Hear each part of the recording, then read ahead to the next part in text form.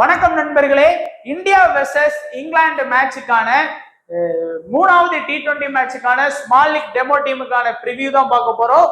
Wicket keeper ஆப்ஷன்ல Philip Salt, Sanju Samson, பேட்டிங்ல அபிஷேக் சர்மா, திலக் வர்மா, ஆல்ரவுண்டர்ல ஹர்திக் பாண்டியா, லிவிங்ஸ்டோன், அக்சர் படேல், பவுலர்ல சிங்கு, வருண் சக்கரவர்த்தி, பிஷ்னோய், கார்ஸ். இந்த இவங்களை ட்ரை பண்ணுங்க.